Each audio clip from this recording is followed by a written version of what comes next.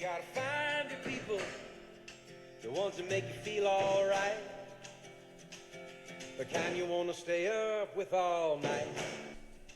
Hey everyone, welcome to the Buckleheads Podcast, hosted by Brian Gillespie and Devin Nelson, where we are talking to and interviewing everyone we can seek out about all things running and fitness throughout the Midwest, from race directors to back of the packers, from race winners to volunteers.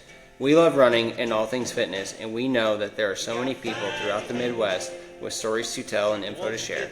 Join us as we take a run on this journey. To understand what you're saying for a word is spoke. You gotta find your people to put the needle in the groove.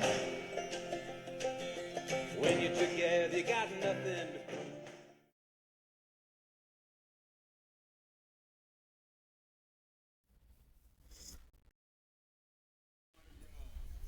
I know each and every one of y'all has made these things that I say true.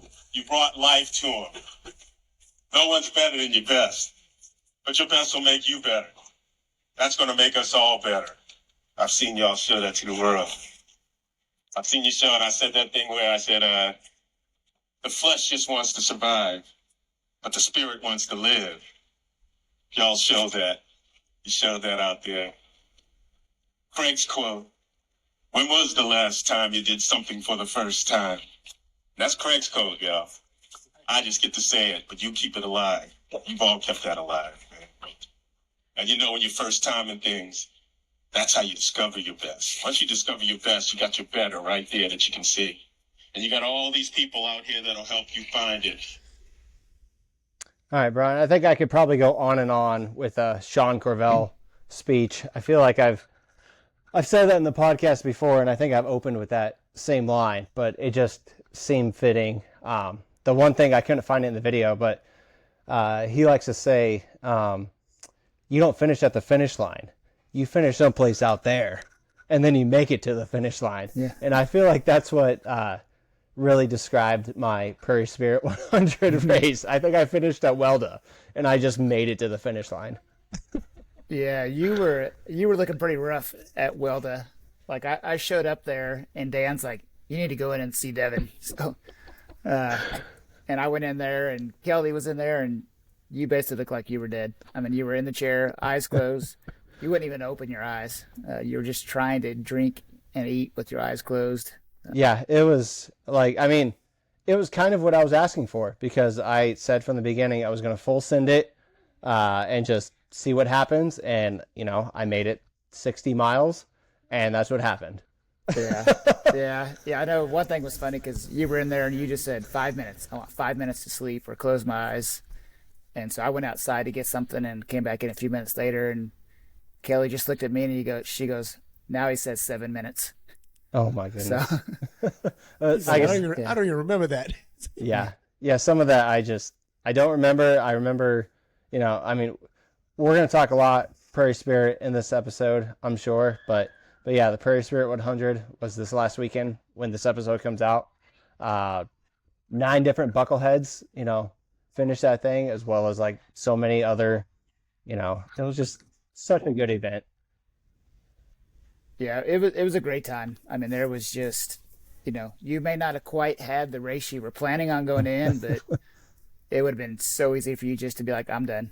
It's not going right, and call it good. But you stuck with it, and you bounced back strong. Yeah, appreciate that. Yeah, we're going to talk all about it, but let's introduce our guest. So this is our second remote podcast that we're doing because our guest resides in Owasso, Oklahoma. And just before we kind of introduce him, I just kind of want to give him some flowers a little bit and hype him up a little bit. And just, you know, his podcast was the first podcast that I ever listened to about running, you know, and just the first time I met him, Jonathan, and it was at Prairie Spirt, I think in 2021. And it was just, oh my God, that's David. That's David. He was crewing with a friend. And then, you know, since then our paths have crossed many times. I literally ran probably a collective of 50 to 55 miles with him over the weekend. And just, you know, this is just such an honor to do this on our own podcast. And so, yeah, without further ado, David Theriot. Hey, man. Yeah, it's an honor to be here, man. Yeah. I'm glad to be here, dude. Like, I'm glad it's going to be fun. Yeah. So, I mean, we could just jump right into Prairie Spirit and talking 100-milers and all the things, but we do open the podcast. With Okay, the kids so hurting themselves. That's a good way to open. Yep. That's pretty much how a 100-miler went. A lot of fall. Actually, I didn't fall one time, but just disclaimer for the listeners: my two boys, we got Levi and Jacoby here. Mom is at work, so we're just going to keep this as real as we can. So it is what it is. Yep. So, but we do like to ask our guests. We got it from Dylan Bowman, Free Trail Podcast, and so I know I'm not a stalker, David. Okay, but we do like to ask our guests the question that he opens with, and it's what makes you you. So just any unique attributes or anything you got on what makes David David. You're starting deep there, man. That's what makes me me. I don't know. How would I answer that? I don't know. I try to be real. I try to be an encourager. I hope people see in me just somebody who tries to do the best at what he does, and always, I don't know, it's always pushing a little bit, you know. I don't know, because I got a lot of, when you start thinking about everything you do, like, let's see, I'm a husband, I'm a father, I'm a IT director, I'm a podcast host, I coach runners, I play music, I love Jesus, all the things, it's a lot. Yeah. That's always one of the toughest questions we ask. I mean, it's all easy after this. Yeah, it's hard to answer. So, but I will say, Devin mentioned Prairie Spirit, which you guys both just ran. But before we jump into that, I know Devin knows your whole story. I don't know you that well. I mean, I've met you a few times, we talked, listened to your podcast. But there's also people out there that may not know it. So before we jump into, 100-milers, I would just like to kind of know, like, growing up, were you athletic? Did you get into running then and been running ever since? Like, I kind of stalked you on Ultra Sign Up, and I think your first Ultra was what, like 2013 or something like that. So it's been going at it for a while, and anything from flat, fast stuff to Moab 240. So just kind of, I guess, what led you to even being an ultra runner? Yeah. Well, I grew up in South Louisiana, St. Martinville, a little small town in South Louisiana, and the accent will come out from time to time. And I guess, I don't know, I did like, I don't know, Pee-wee football and stuff like that. And but in high school I wrestled, and I enjoyed that. And the only running I ever did was to cut weight or to, for fitness and wrestling. After I graduated, I did I guess later on I did jujitsu and loved that. I competed in that, but the only running I did then was for fitness and for cutting weight for tournaments and stuff. And then tore my ACL just training, and then I had surgery December 2009 and decided I wanted to rehab my knee. I wanted to run a marathon within a year, and I hadn't run any races or anything. And so December 2010, I ran my first race, was a marathon in Baton Rouge, Louisiana.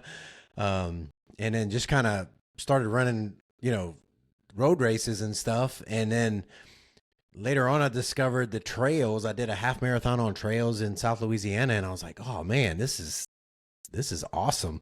And then I decided to start training for my first ultra, and it was 2013. I did it was called the Cajun Coyote at the time, but now someone else does it, and it's my friend Edie does it, and it's the Loup-garou, which is a Cajun werewolf.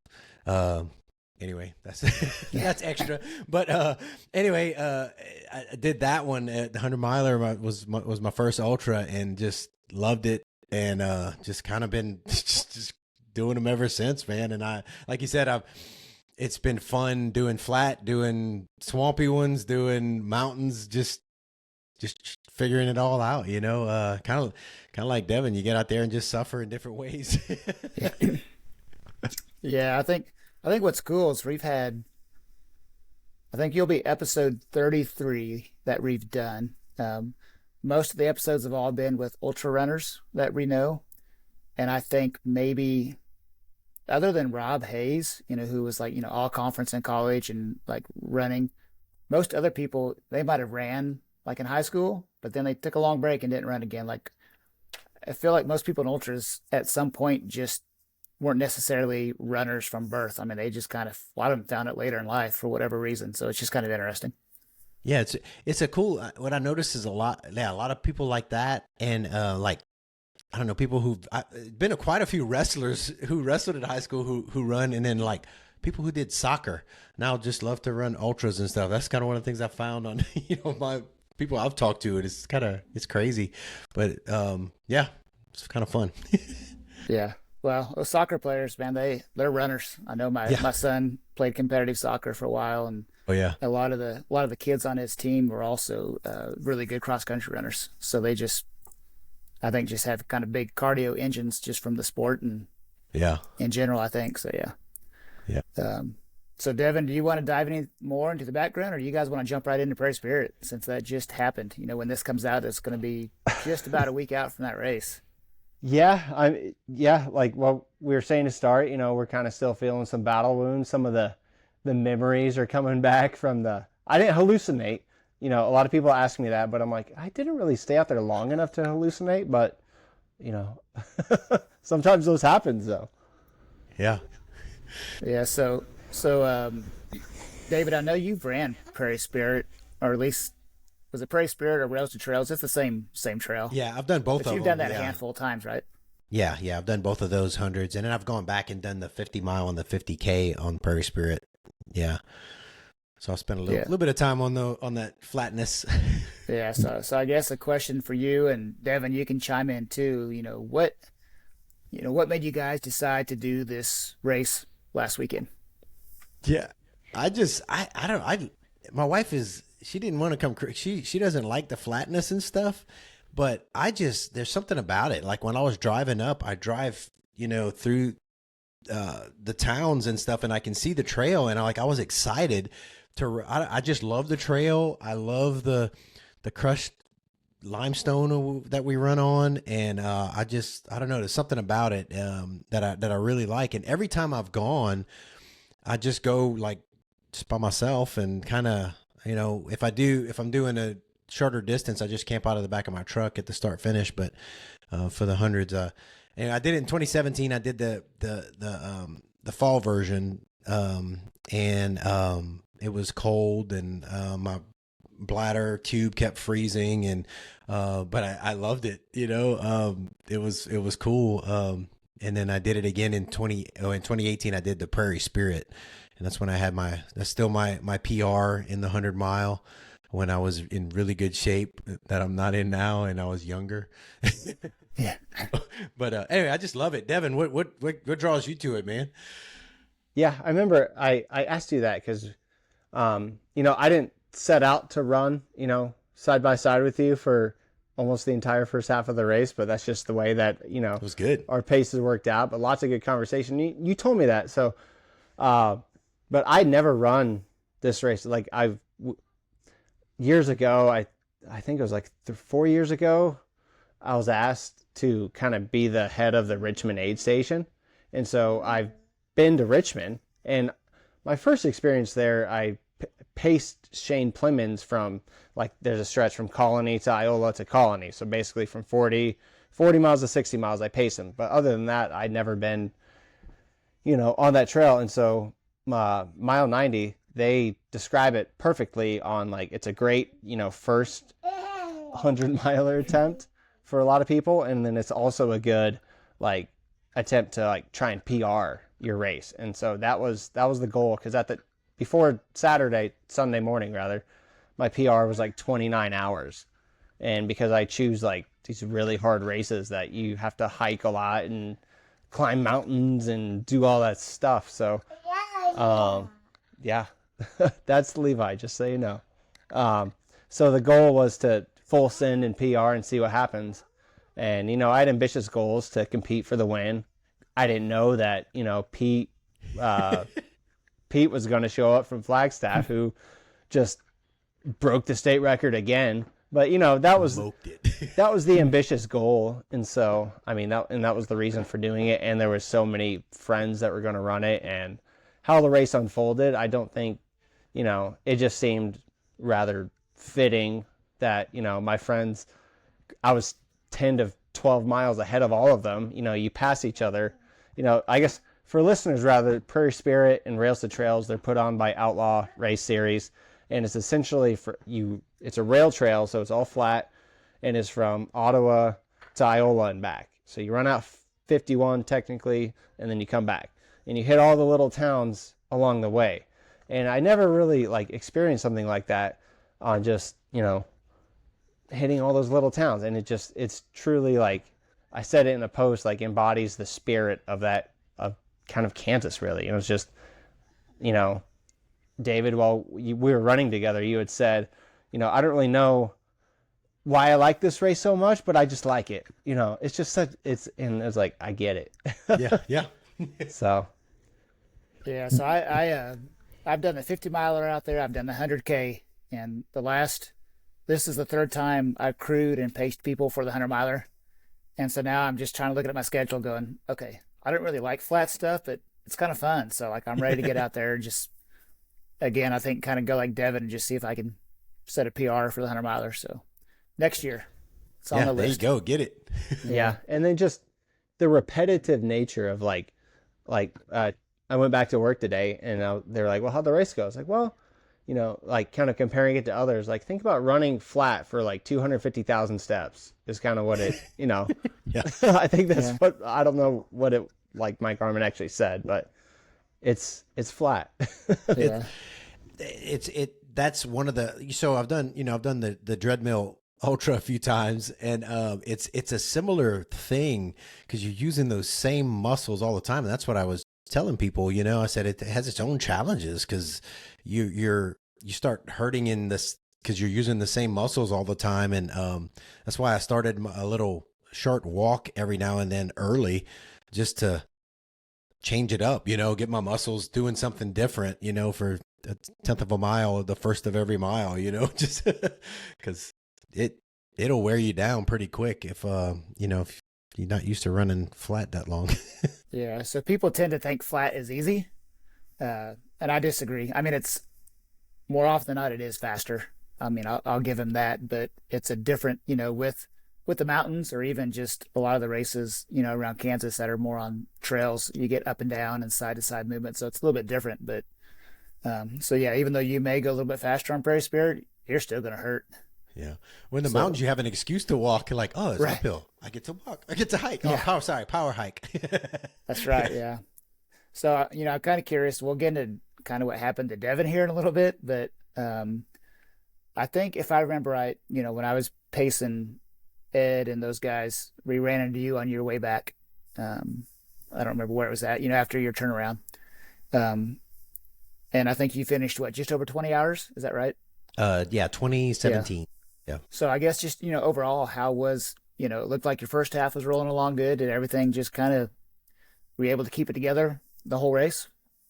Pretty much. I had, I had some low spots, and Devin and I kept waiting for Devin to catch up with me because you were running so well while we were together. And we kind of, sometimes one of us would take off and we kind of go back and forth a little bit. And I thought for sure you were going to catch me. I was like, he's going to catch me. He was looking so good. But I had some, with the weather the way it was, because it started off cool, I was sweating a little more than it's pretty humid here in Oklahoma. I'm from humid South Louisiana. I was sweating more than I realized. I didn't even know my hat had the white stuff, the sweat on it until afterwards. I took it off and I was like, oh crap. And so I think looking back, I got a little behind on my hydration and stuff. So I was feeling that a little bit. One of the things I did for the way back is at my drop bags, I had 4 drop bags. I had my Starbucks Frappuccinos that I like so much for when it gets late in the race, because it's 200 calories. It goes down easy and it's caffeine. And so that helped a lot, because I could tell when I would take the calories and the caffeine, I would perk up for a good while, and then I could tell when it would wear down. And so I didn't have any big lows. I think I power hiked, walked the last probably 4 miles. I kind of knew where I was. I knew I probably could have pushed and finished sub 20 like at some point, but I was like, I'm good. I've done this before. I've got a really fast time, and like I'm good. And that's when I got caught in the hailstorm, thunderstorm for a little bit. But it went pretty well. I had some lows, but it was good. I got to spend some time. Like Devin and I got to visit with a few more people, and so no big mess ups or anything, and so it was just kind of like just kind of getting it done and just trying to keep moving. I did, so I can send a picture. I probably put it in the chat. You know how little things you kind of like, oh, that's weird. I wearing gingy socks, and my little toe, like I felt something weird going on there. And what happened was my little toe slid out of the toe, the toe sleeve for that one, and I was like, okay, well, I'll just deal with that later. At the end of the race, well, my whole little toe is a blister. Like my feet are great, but except for that one little toe on my left foot, it's one big, it looked like I don't even know what you would call it. It looks like a big blister. That's it. But other than that, yeah, my knee swelled up. My knee gave me some issues during it. It was kind of hurting a little bit, and it started swelling, from my knee surgeries and stuff, but it wasn't too bad. I just kept moving. Yeah, I did kept saying, it was a joke at first, but I'm like, man, I can't believe I'm running next to David. Like, just, I kept having to tell myself that. And then, I think for the first maybe 10 miles, Pete was within sight still. Yeah. And I'm like, this is probably a mistake to be running with him. Yeah. I was like, this is a horrible idea. Yeah. Yeah. Yeah. So I did hear, he ran a 14:02, which was the course record. And when I was at Garnett aid station, I was told that he got stuck and had to wait several minutes for a train to pass. Are you serious? I hadn't heard that. He probably could have went sub 14 and instead was standing there waiting for that train right there at the train station. So, dude, when he was coming back, he was like, I don't know what, 10 miles ahead of us. Yeah. And he was just cruising. Like he was just like he just started. He looked great. It's like, oh my gosh. Yeah. Yeah. I can't remember who told me that, but I was like, that's the most Kansas thing ever, is to get stuck like on record setting pace and getting stuck by a train. Oh, yeah. That's so funny. Yeah. So, Devin, David's our guest, but you just ran that race too. So you had a little bit different experience that last half for you. So anything you want to say about that? Yeah, it was just interesting on, I tried to run minimally, with like, I joked with prime and fruit snacks was the fuel. And it's like, I think I could probably get by with this. And it's like, it's interesting because, a lot of the post Prairie Spirit posts, like social media, things that we've seen, you have to respect the 100-mile distance a little bit, for us mere mortals, it seems, because you can't run it like a normal race. Because I could get by, I got by almost 60 miles with almost nothing and felt fine. And then all of a sudden you're in such a caloric deficit and such a hole that it just smacks you. And then it's like, you've seen me in some pretty bad spots. For example, High Lonesome, when you're so far behind. Was there. Yeah, David was there too. He saw me. But this one is a little bit different because, it's like, even though I was later in the race as far as distance, it was so early in the day when I started bonking. I got to the turnaround in 8.5 hours, which is flying for me. And that was the goal. But all of a sudden I hit Welda. Brandon was pacing me. I had pacers lined up, Brandon, Kelly Spencer, and Kelly saw me at my absolute worst. My body started shutting down, and it was just like, well, this is interesting. And then I sat in the chair, and then, I bet you that, if my wife had seen me there, she probably would have, thankfully she was at Richmond, Mm-hmm. She was further down the race, so she didn't see me there. She might have I don't know. But eventually, a little TLC from Steph at the aid station and you, Brian, and Dan, and I finally got back up after Jonathan and Hunter caught me, and yeah. Yeah, so those down moments happen. I know, David, you said you didn't have anything too low at Prairie Spirit, but I'm just curious. Some of the races you've done, I'm sure you've had some really low moments in there. Yeah. So I guess what is, and it could change every time, but like, what do you do to get through those? Yeah, it's one of those where you have to look beyond where you are. So like the runners I coach and stuff, I tell them, I was like, it's gonna get dark, like it's gonna get hard, it's gonna get rough, and they're like, oh, I know. And I remember telling one of my runners, like he was there, I was like, you remember when I told you that? You remember when I told you, like, you're there, dude? And he's like, oh, I didn't think it was gonna be this bad. I was like, all right. And I mean, with experience, like, okay, I can come out of this, but until you do it, it's tough, man. And it helps, like Devin, man, that's what I was talking about. We kind of messaged about today. It helps when you got people to tell you, like, all right, you're okay. You can do it. But a lot of the races I do, sometimes I have crew, sometimes I have my wife with me, sometimes I just have me, and so you just have to kind of dig deep and just know, like, okay, I can come out of the other side. This sucks, this hurts, I'm in a bad spot, but I'll try to troubleshoot. I probably need some calories, I need something to drink, and just give it time, and usually you can come out of it. Yeah. And then I think, Brian, when I finally got out of Welda, I think you had said that, after the race, that if Kelly had not been with me, it would have been a little interesting. But then you saw me again, at the next aid station, and then you saw me at, Richmond was the next one. And you're like, wow, you're like a totally different person right now. It's like, sometimes it does take just a little bit of troubleshooting, a little bit of calories, and then just, one step in front of the other. Like I had some friends that I met at the starting line from Topeka. One of them, unfortunately, DNF, but I think it was just because it was his first 100-mile attempt, and he just hit that wall like I did and just didn't think that he could come out of it. And it's just like, sometimes it just takes time. And if you got time, and one thing, like, I'm curious as to maybe how you think of these things too, David, is this race was different because, like, my last 100-mile race was High Lonesome.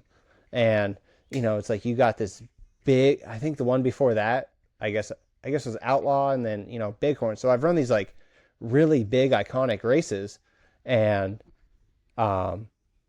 just this one was an hour from my house. And it's like, and it's put on by people that I know. I have friends running. And so it's like, is it the biggest of deals, or is it the biggest of races?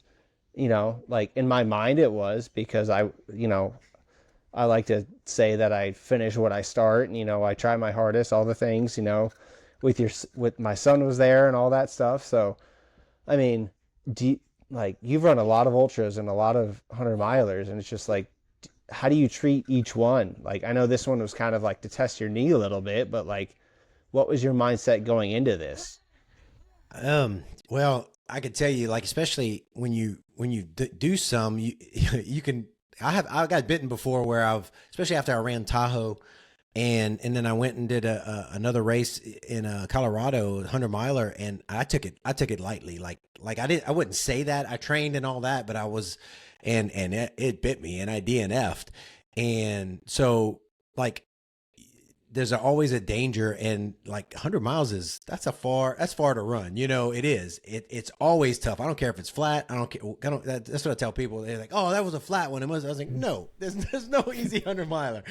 You can't take it lightly. And I think for me, like, this one was just to prove to myself, I can still get out there, and I can still, like I said, I told you I was testing the knee because I want to do some things this summer. I wanted to see how it would do.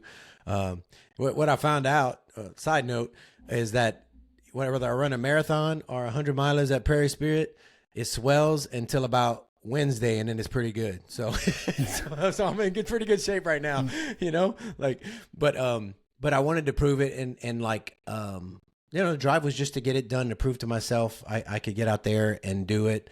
I think Devin and I, we were talking, we were both a little heavier than we would have liked to have been. And the shape I was in, the shape I was in when I run 100 miles there before was different, but I was like, yeah, I can still get it done. And so I just wanted to prove I could do it. And, I would be lying if I said there wasn't a couple of times where I was like, I wonder if I could just get a 50-mile, thing at the turnaround, give me the, and kind of like, I could just end the suffering. I don't have anything to prove. But it's like, no, I got to prove something.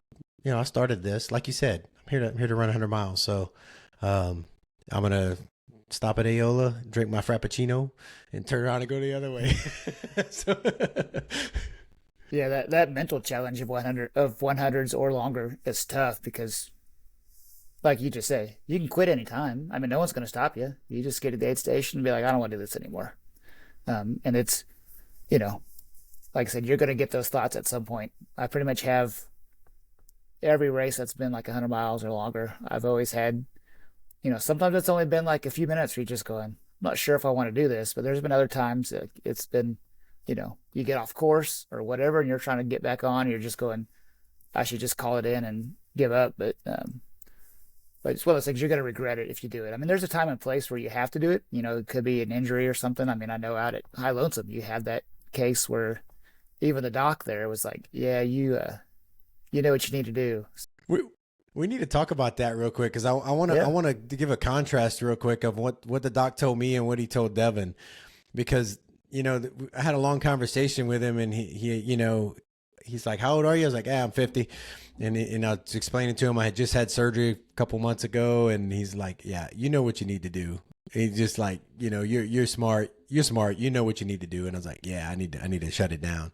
And then in the video with Devin, he's like, yeah, you're young and stupid. He said, you gotta just keep going.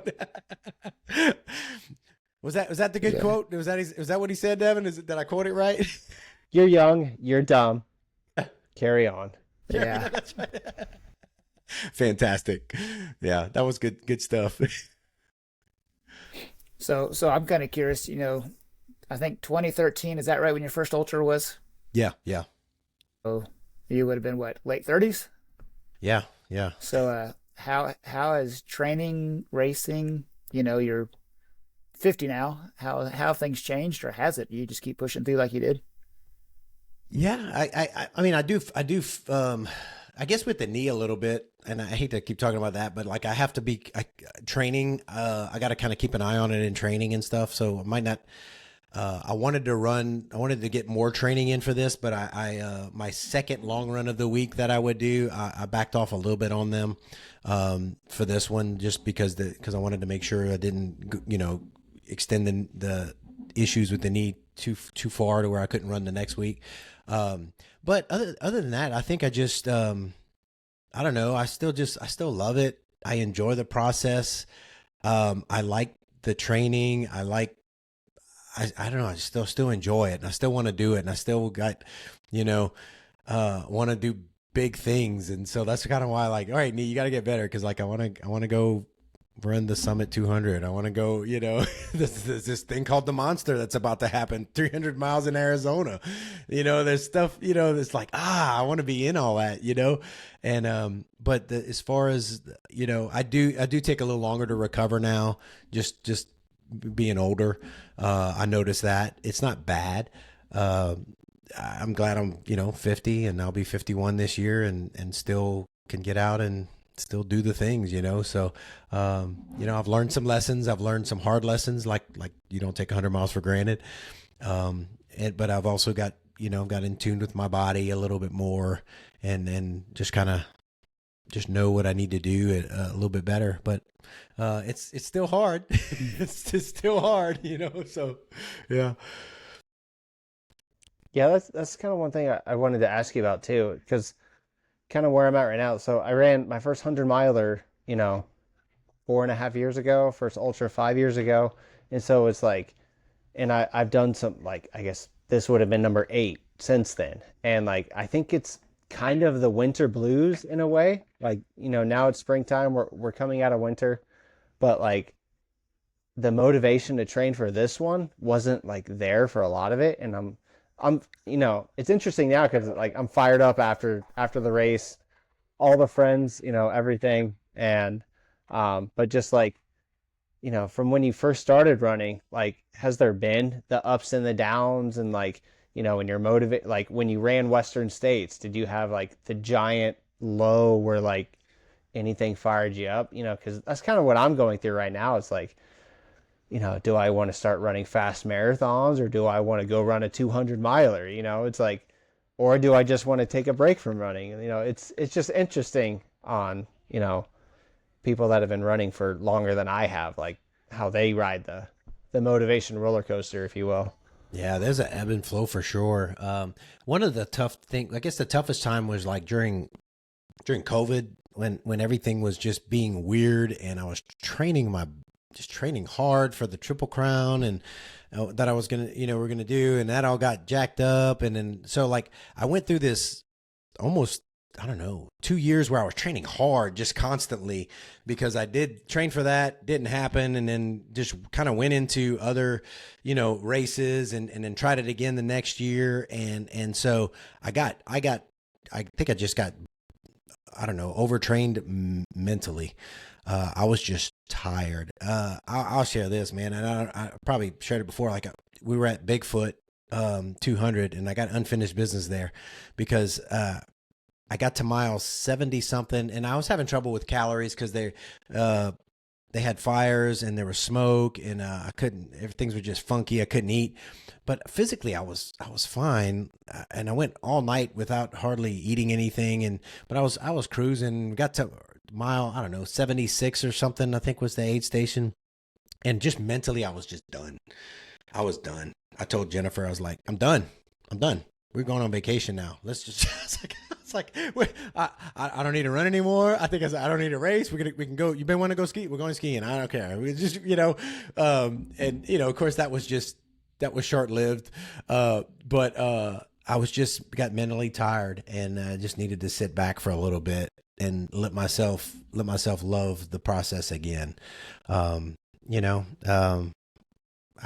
It's kind of weird because in 2018 and 2019, I was running all the time. I was doing races all the time.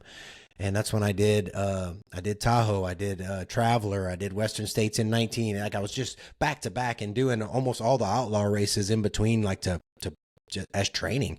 And I was fine with that. I was good. And then when I went into this, I don't know, I guess probably the accumulation of it, it was just time for a little, okay, all right, need a little break. And then let myself love running again, Yeah, I think that's kind of what I struggle with. Like, I actually listened to an interesting podcast today. It was Chris Williamson. Brian, I think I've played some quotes from him before. I don't know if you know who he is. He was on Joe Rogan earlier today. I'm not going to quote, the whole thing, but it was interesting. Like, basically what I took from a section of this podcast was like, okay, so I've been like diving headfirst into this ultra running for like the past 5 years. And before that, it was like all band stuff. And it's just like, okay, when I peel back running, like, who am I? Because I'm like, for a while, like it was all I thought about. It was my physical endeavors. It was like trying to do all the races and all the things. And then when you just kind of peel it back, it's just like, who am I? And it's just like the question that we opened with, like, what makes you you? You kind of got to do a deep dive on yourself so that it doesn't totally consume you, Well, I've had people ask me, like, in 2015 when I tore my ACL again and really messed up my knee, I was running quite a bit. And even since then, when I've had other knee surgeries, people ask, like, what if you can't run anymore? Like, what if you can't? And it was something that I had already kind of come to, like, I would still be part of, like, I would still support others and help others in the running community because I love the community. I love the people so much but I would still what it came down to, like, I would still be at the gym doing what I could, because when I've had knee surgeries, I would just crutch into the gym and do what I could. I would find some other way, because part of who I am is doing physical things.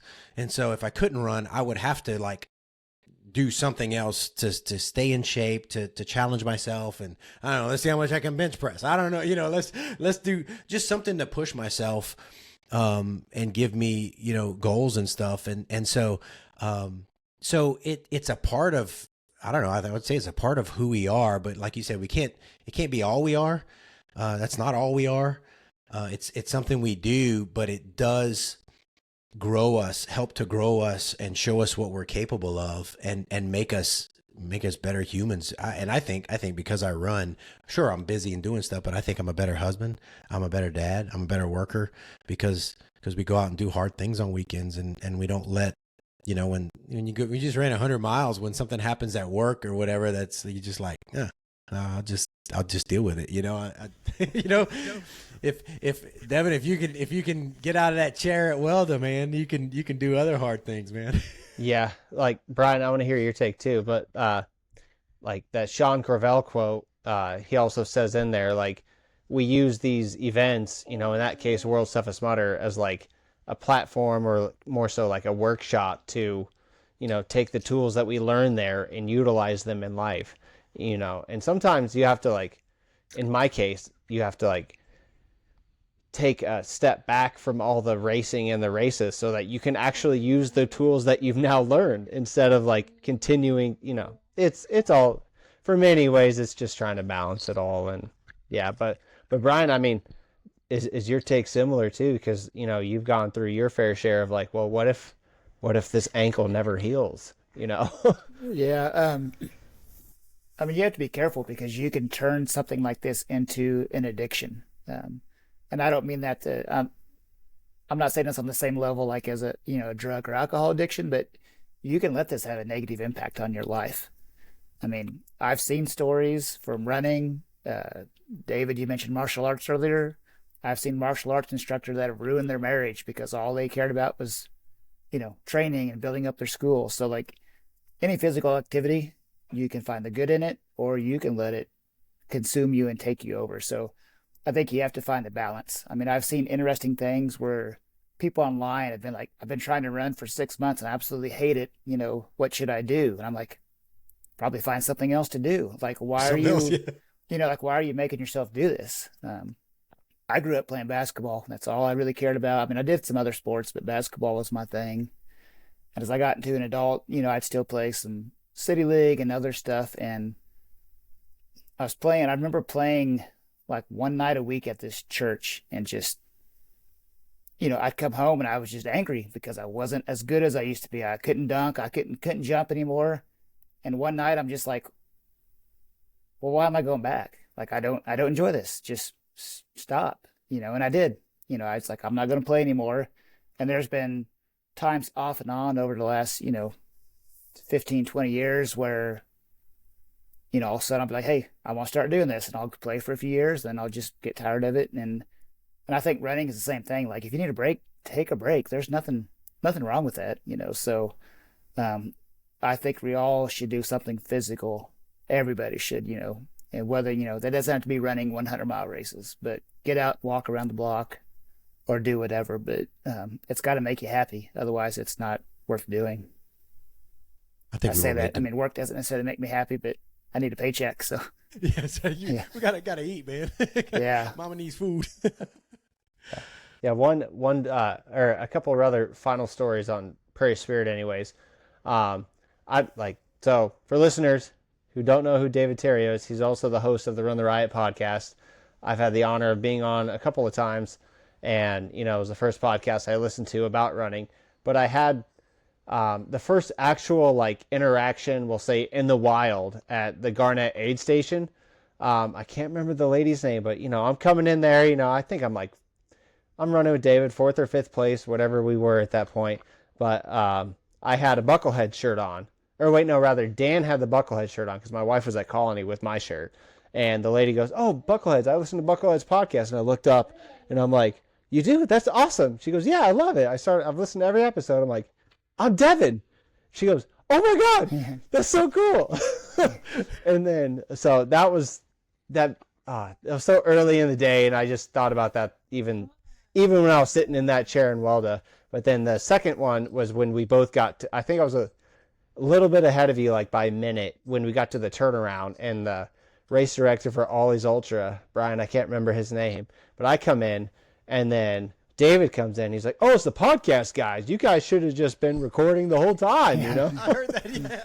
I caught the tail end of that when he said that. I was like, "That's so good." I was just cracking my. It was funny, but it's just, I don't know. Just for listeners that see us out at these races and like reach out to us, it's the coolest thing, because it's like there's several reasons why we started this podcast. But David, you inspired us to start it from the beginning, and then I sent you messages about like just how to get started, and I picked your brain while we were running in the race even, and it's just like, you just got to do it. And it's just been fun to see it grow and to have the in the wild interactions, and I just wanted to say that. Yeah, when I had the 10 Junk Miles on the podcast, he asked me, he said, "Anybody ever recognize your voice?" And it was when I was like one of my first ones. I was like, "No, man, nobody knows," And I remember when it first happened, I was running and talking, and somebody else was running a little bit ahead, and they were like, "Is that Run the Riot?" And I was like, "Ah!" They recognized my voice. It was funny. It was pretty cool. It's encouraging, I mean, we do this thing to get to know people and to encourage others, and and then when people are listening and all, it's fun. It's cool.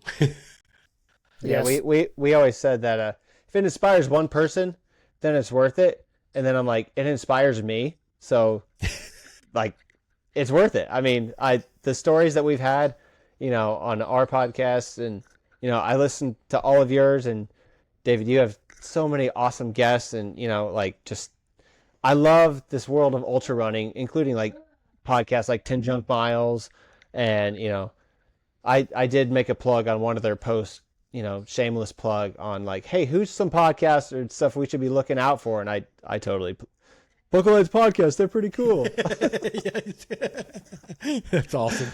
So, and Richard Gleave too from Choose to Endure, good dude. He ain't like, I don't know. At the end of the day, it's like when we first met you, David, like, not like celebrity, but like we totally looked up to you, and it's just like, we're all just people doing this thing, and it's just super fun.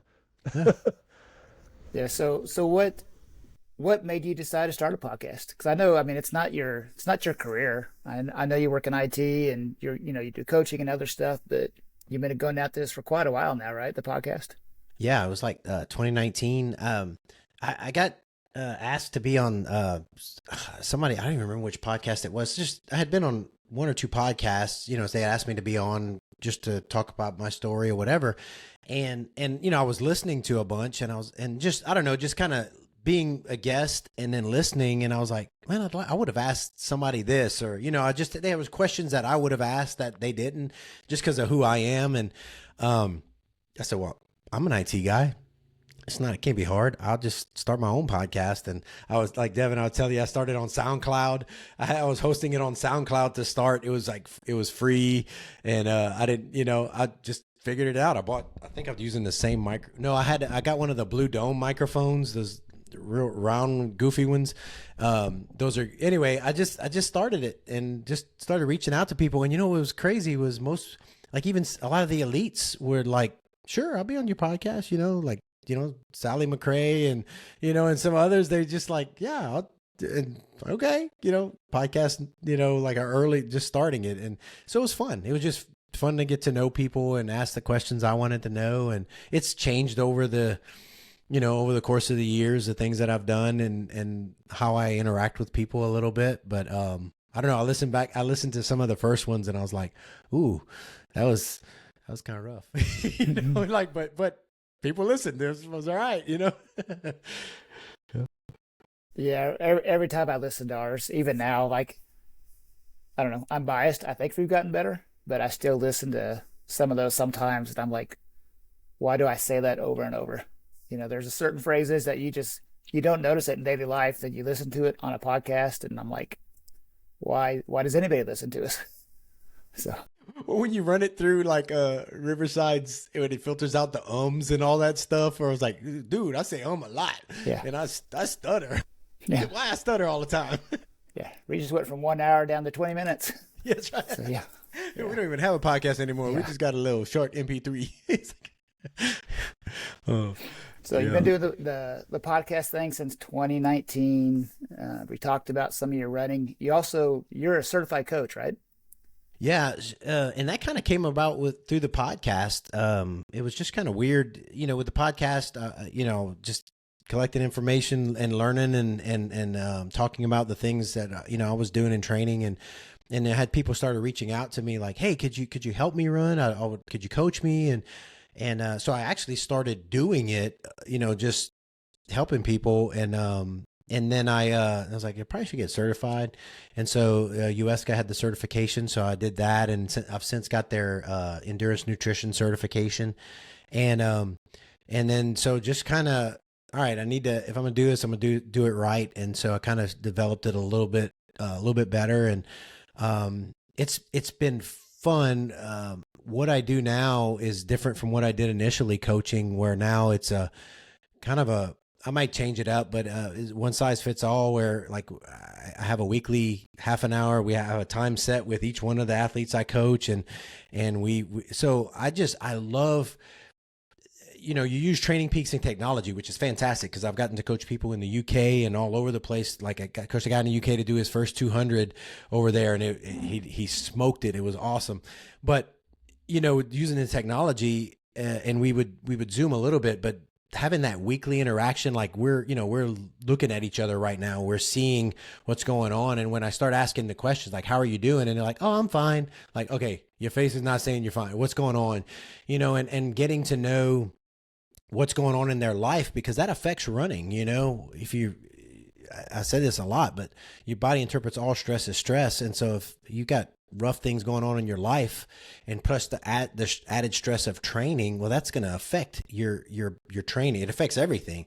And so it's helping me to be a better coach, because I'm getting to know, I'm asking the questions, I'm talking to them weekly, we're staying on top of things. And so anyway, it's been a really fun journey, and I love getting to do that. Yeah. So I even like one of the logos is Run the Riot Podcast and coaching, it's like, because I just love it, so. Yeah. Are you currently taking on clients if anyone's looking? Yeah, I have a couple of slots, right now. I'm almost full, but I have a couple that I could, if anybody's looking, tell them, they can go to the website and have a little questionnaire there, and then we'll set up a call to talk about it and make sure make sure it's a fit, because it needs to be. And I've had some we've talked and like just wasn't a fit, and that's okay. There's plenty of coaches out there. And you need to find somebody that fits you and, your life, and I understand, because some of them will just, run you into the ground when you got a family and wife and kids and all. And we got priorities, man. We got, you guys, if you've listened to the podcast, you've heard me say, if we smoke all these races and crush all these 100-milers and 200-milers, but our families fall apart, that's not being a success, man. We've got to keep the balance. We've got to keep first things first. So. Yeah. So I'm curious to see, so when I run with, our Bucklehead group is pretty big now, and there was 9 of us racing out at Prairie Spirt between the 100-miler and the 50-miler.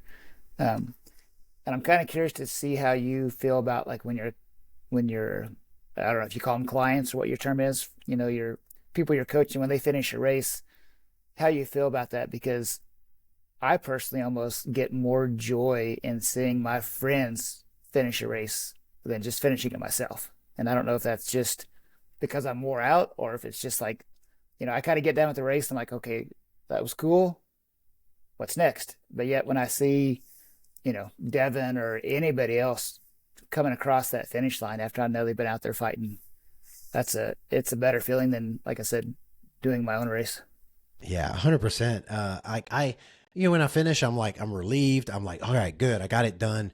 But I get more Like Devin, we had this conversation on the trail, man, about emotion. Like I've gotten emotional about some of my races, but I think I do get more emotional about other people when I know the journey, especially like I call them my athletes, especially my athletes. Like when I know the sacrifices they've made, when I know, like I've walked with them through the training and the things that they've had to give up, the things that they've been through. And when they achieve their goal, it's pretty, I love it. It's pretty, and I don't always get to be there for the races. I try to, but some of them are all over the place, But when, I'm following along or watching a dot on a map or, getting texts or updates and when they finish and I get to talk to them, it's like, it's pretty awesome that, and you guys, the Buckleheads, man, Devin, I sent you the newsletter that I sent out this week, and what a cool community. So like Devin, if you'd have gone out there and just run all by yourself and you were the only one and like, great, that's awesome. But like you just multiplied it. Like everybody shared in your finish and like you guys, so you had 9 of you guys all running and finishing and all sharing in the, just the multiple enjoyment and excitement and, emotion even. And I don't know, it was cool. It was cool to see you guys out there, and it blessed me just to see the group you guys have, and you guys are hilarious. So it was fun hanging out and visiting with you guys too. But you guys have something special out there in Topeka, and there's something special about trail running community altogether. But I love what you guys have, and so hopefully you guys can protect it and do a lot more races like that together. Yeah, I always say too, like the only race I've ever done sort of by myself was Bighorn, and that's mainly because it was just so out there and it's just so far away.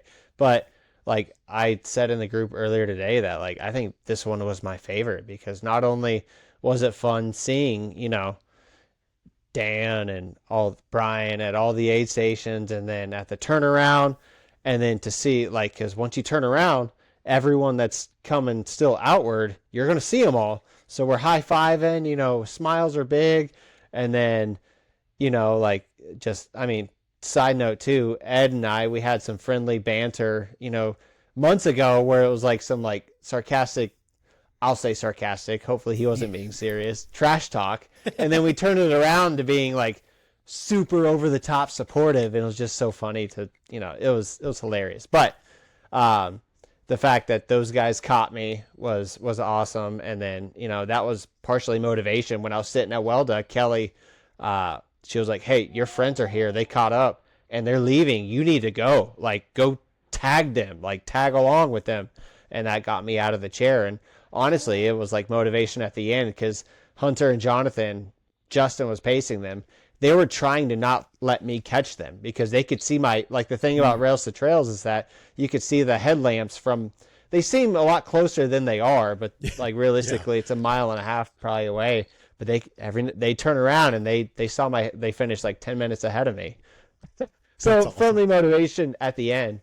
But yeah, I mean, just the community that we have in Topeka, like we all just like, it started off with a giant group chat on like who's running on Saturday mornings, like training for their races. And then now it's become what it is now. And it's cool to see now, like how far out we're spread, as far like sometimes people move away, some people even stop running, but there's like, they still got the itch. Like, I'll just use as an example to tell you too, that Josh Watson got me into running, but since I've been running, he hasn't even run a 100-miler, but he's still been like active in the group.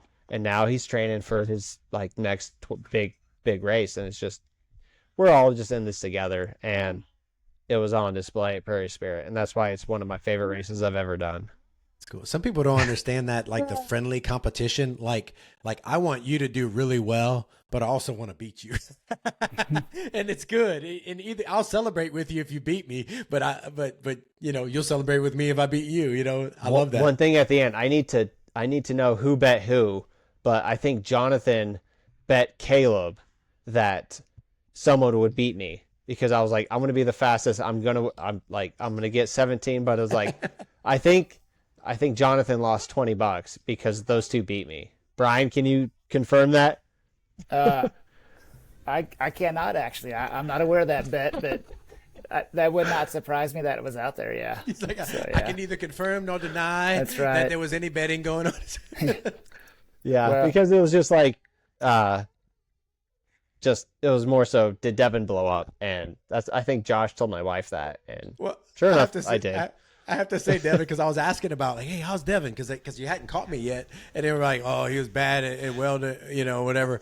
And I said, well, and like, you weren't eating a whole lot when we were running, and I didn't want to, I was like, Devin's run 100 miles. He knows what he's doing, I guess. I don't know what you had in your drink. And I said, yeah, he wasn't eating a whole lot. And they were like, that's Devin. It's like he was just, it was just funny. Like, is Devin doing Devin? He's anyway, it was good. I was even talking to my wife earlier today too. I'm like, well, the goal was to run minimally and to see how long I can hold on. And sure enough, I cannot run 100 miles on no calories. So there you go. breaking news. Yeah. Breaking news. There you go.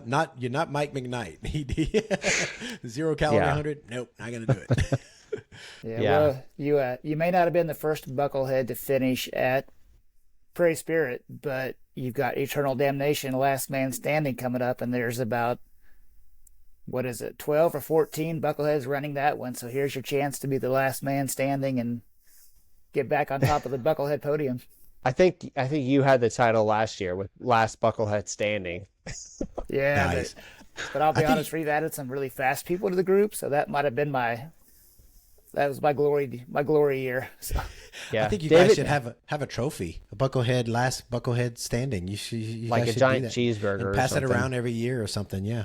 Yeah. So, Now, you haven't run a last man standing race, have you? No, David? I haven't. No, You Just need never. to. It never worked out. I know. It seems like it. Like I like the idea of the challenge and the mental games and like, do you run it fast? Do you like, I don't know. It's just it's a whole other level of complexity, but also it's kind of simple. You just run a loop and get ready for the next. yeah, I enjoyed it. I've only done one of them. Last year was the first year I've done it, but it was cool. Like How far'd you kind get? of makes you put. I finished 17 hours, and I think I went back out for 18. And basically, you start off, and there's like about a half mile. You kind of go out and back, and you hit the trail at about probably the half mile mark. And it was just, by the time I got back there, I was like, I'm done. Like I had nothing left. And the problem, looking back, I think the first 6 or 8 hours I ate really good, and then I just slacked off on calories, and I think it just caught up to me. Yeah. But, And it's hard when it's pretty hot at it, isn't it? well, last year it was actually pretty cool because it's in Okay. April, so like I think we Okay. were maybe in the 50s during the day. Devin, do you Okay. remember? So it wasn't, it never got hot, and even at night, as long as you're moving, it wasn't cold. Okay, that's not Now, bad. if you run out there for like the Hell Creek, it's the same place they have like the Hell Creek 50K and the 100 mile. Those races are always crazy hot usually, but this one, at least last year, wasn't bad. It is Kansas, so you never know what it's going to be like in 2 weeks from now. So Yeah. Yeah, and then before we kind of start wrapping up a little bit, I do want to just pick your brain a little bit, because every year I'm trying to get a Western States qualifier in that I haven't done, and you ran Western States in 2019, right? Yeah. Okay, so I mean, you're the only person that I know that has run Western States. Although this year, I think, do you know Mindy Kuhlman? Yeah.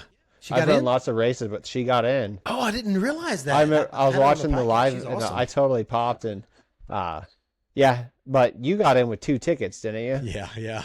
Yeah, I mean, if I run one this summer, then I'll have 4 tickets, and then the trend continues for 8, whatever. But just Yeah. like in a brief, like when you ran I think Western States now is a different animal than what it was in 2019. But as far as like numbers and people trying to get in, and just It's harder mean, to get in. did Yeah. it live up to the hype and the expectations and all the things? Yeah, it was so, I mean, part of it, like I was doing a lot of fanboying out there, man. It was pretty awesome. that was when I was on the Ultra Red team, and that year Ultra was the lead sponsor, and so they rented a house, and the day before the race they had like a barbecue and stuff, and so I was hanging out with, Mike McKnight was working for Ultra, so he was out there barbecuing, and all the Ultra athletes were there, and so hanging out with Bronco Billy and some of the others, so we got to do that. But then the race itself, it was great. I mean, I got to run with Dave Mackey for a while. I ran in hard snow for the first time because we had about 10 miles of it after we got up, and so I was like, I don't even. And then you get into the canyons and it's hot, so you run in snow, and then you get in the heat, but it was awesome. It was just so cool to be out there, to finally be there. I trained my butt off, to make sure I didn't finally get there and then, just totally, I don't know, DNF or something.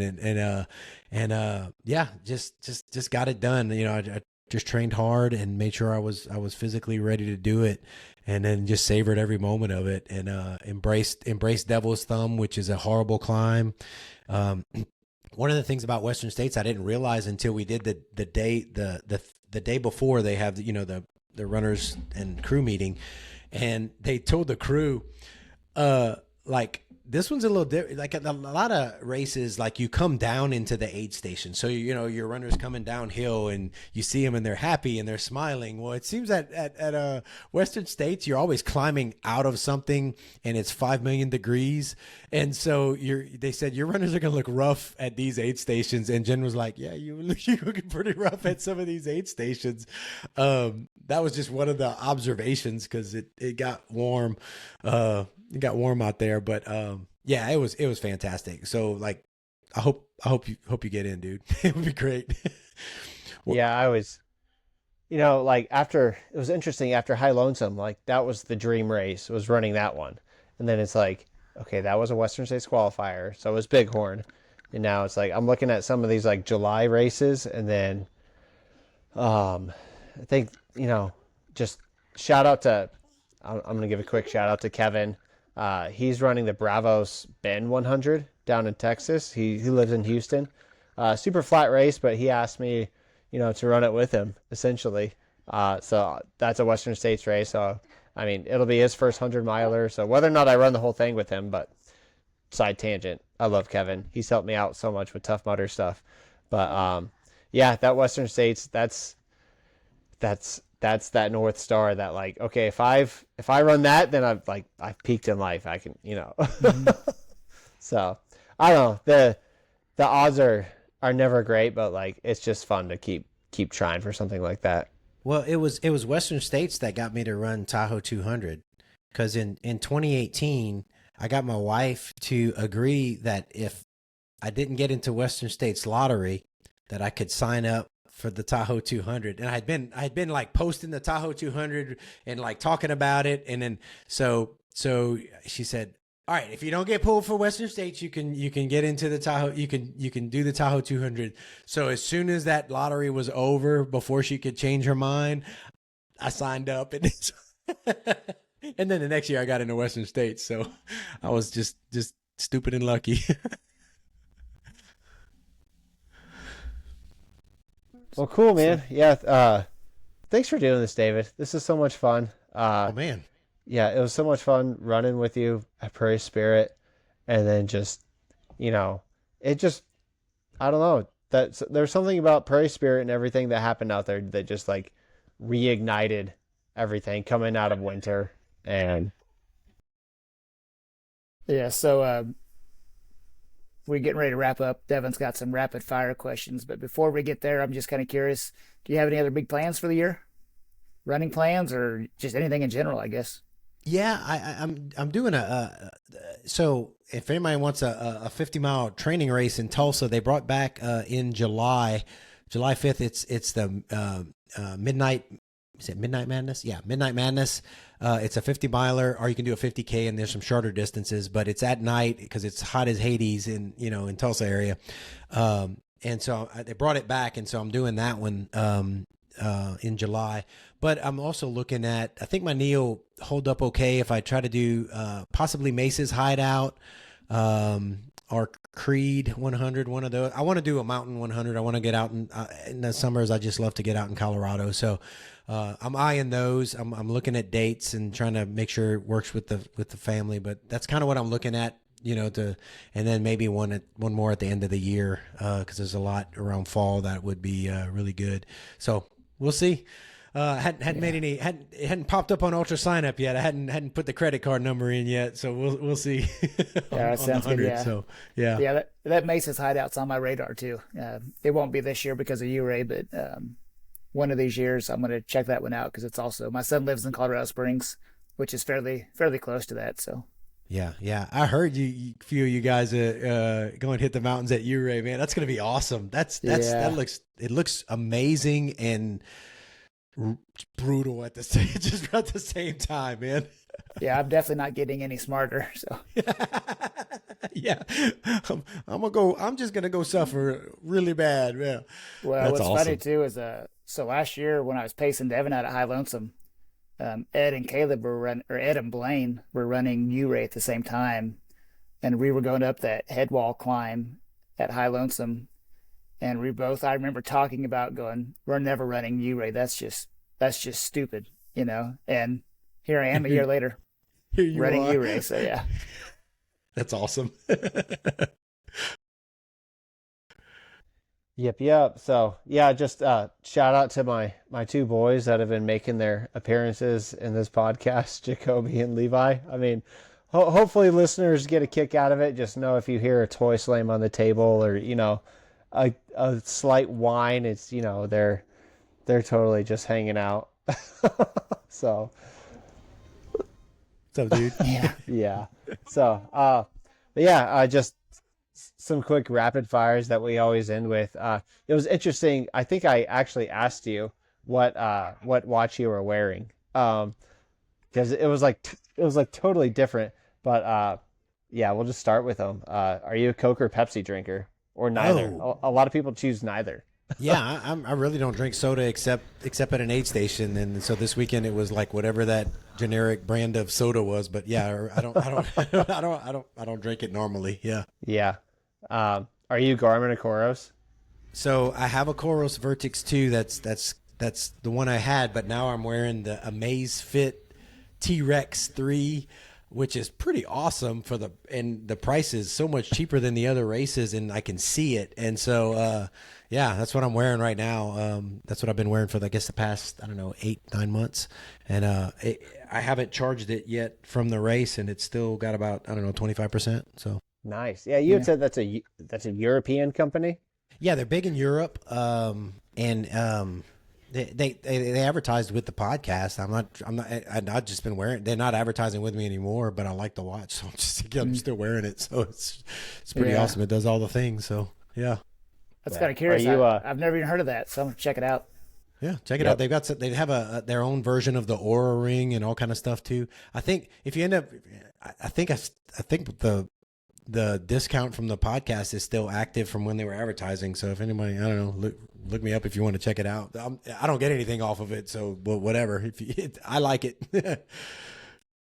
Are you no music or music on the trails? Oh man, I'm so like for Prairie Spirit, I ended up putting a book on at the last little bit when I was by myself. But I think I'm more training. I listen to stuff, but when I race, for the most part, I usually start off with nothing, and then sometimes music. More often than not, it's podcasts and books. Yeah. Funny side story. I don't know if you remember this, but the first time we actually ran together in a race, you were listening to Green Lights. It was Flat Rock. We were running the 101K, and I was running with Jonathan. We were talking about Green Lights. You came up, and we were asking if you had read Green Lights, and you're like, "Bro, I'm listening to Green Lights right now." That's a green light. Dude, I was telling somebody about that. We were talking about books at work, and I was telling somebody, asked somebody if they read that, and I said, because I've listened to it twice, And I told them they need to check it out. And then I told them that story. I told them the story of how you guys were saying like green lights and green light. Oh, we were running and we were talking. And then you asked, hey, have you read that? And I was like, I'm listening. You know, it's like, it's pretty cool, man. That's pretty awesome. Yeah, that was a green light for sure. Yeah. What shoes are you wearing? What, like just in general on the trails or while you're running? Yeah. So I wore the Hoka, Bondi, or however you pronounce it, 9s for Prairie Spirit, but I'm still wearing the Ultra Olympus on the trails. That's been my favorite trail shoe for the longest time, and I just got the new 6s, but I haven't been able to wear them. Hadn't worn them on the trails yet, but the Olympus 4s have been awesome. I still have pairs that I wear for the trails. Yeah. Nice. I actually I did wear my road shoes for Prairie Spirit. Yeah, same. And they work just fine. Yeah. If you could pick a celebrity pacer or crew member, who would it be? Man, I joke around and I put oh crap, what's that chef's name that always yelling at people? I was like, he would be a terrible crew person. I don't know, man. Pacer or crew? Probably if I really had a hard race I wanted to get through, David Goggins. If I knew I needed somebody to kick my butt to get it through, it would be him. I'll just leave it at that. Yeah. Yeah, I think Trenton last week said Goggins too. Yeah, there's been a few people that have picked him. So. Yeah, I don't know. I don't know if I'd survive it, but if I knew I needed to, if it was tough and I needed some motivation, I think he would, he'd call me names and make me do it. we've got quite the playlist on Spotify. Actually, eventually it'll be on Spotify, but we got a giant list. Songs from all over the spectrum, from Beyonce to Metallica to, you name it. But what's your song to add to it? Oh my gosh. Okay. Because this is fresh and because we had this conversation and I listened to it today, the song is called Happy by NF. Let's go. That song was awesome. I think I asked you during the race, like, bro, have you heard of NF? And I'd never dug down his library of music. And I'm like, this is getting me through mile, 35 to 50 right now. Yeah. I was like, dude, me and my daughter went to the concert, man. Yeah. He's awesome. Good stuff. Well, cool, man. Thanks for doing this. This is so much fun. This is, sort of a dream to do this, and just your big inspiration to keep pushing. And yeah, for listeners, Run the Riot Podcast, go check that out. Check it out. Yeah. Hey, Brian, you got anything else? Nope. Like you said, I just appreciate you doing this with us. We appreciate your podcast. It's great to see you at different events. And just, congratulations again on a great race at Prairie Spirit. Same way to you, Devin. Congratulations. And I just hope we see you out there for more things. Yeah, same here, man. Hey, look, seriously, an honor to be on, and appreciate you guys. And like always, great to see y'all at races and to hear from you guys. So thanks again, man. Love it. All righty. Remember, we got a discount code for the Top City Half Marathon, BHead Pod 15. That's, what is that, May 2nd, Brian? May 3rd. May 3rd. So, yeah, check that out if you want to go run a half marathon at Topeka. Run happy, train hard. We'll see you out there. Thank you for listening to this episode of the Buckleheads podcast. We look forward to sharing more information and stories with you on future episodes, and thank you all for coming along on this journey with us. You gotta find your people, the ones that make you feel whole. They won't leave your side when you lose control.